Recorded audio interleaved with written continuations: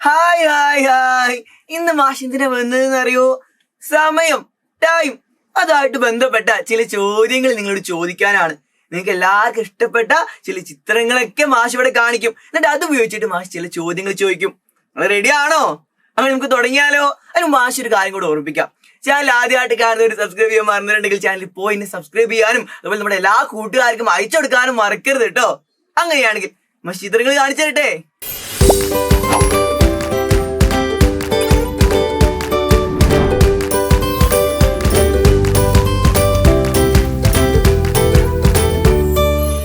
മാഷ് രണ്ട് സൈഡിലായിട്ട് രണ്ട് ചിത്രങ്ങൾ നിങ്ങൾ കാണുന്നുണ്ടല്ലേ?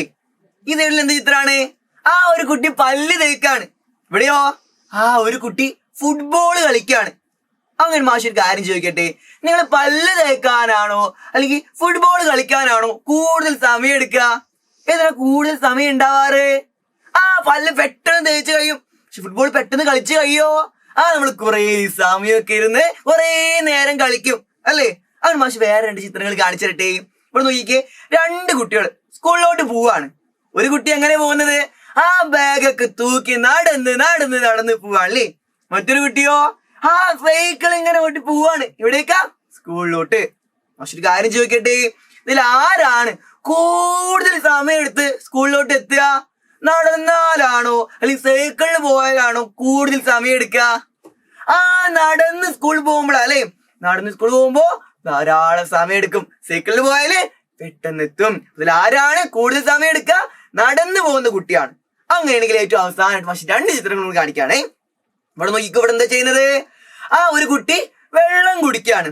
ഇവിടെയോ ഒരു കുട്ടി ഭക്ഷണം കഴിക്കാണ്. കുട്ടി വെള്ളം കുടിക്കുന്നു, ഒരു കുട്ടി ഭക്ഷണം കഴിക്കുന്നു. മാഷ് വീണ്ടും ചോദ്യം ചോദിക്കട്ടെ, ഇതിൽ ആരാണ് കൂടുതൽ സമയം എടുക്കുക? നിങ്ങൾ വെള്ളം കുടിക്കാനാണോ അല്ലെങ്കിൽ ഈ ഭക്ഷണം മുഴുവൻ കഴിച്ചു തീരാനാണ് കൂടുതൽ സമയം എടുക്കാറ്?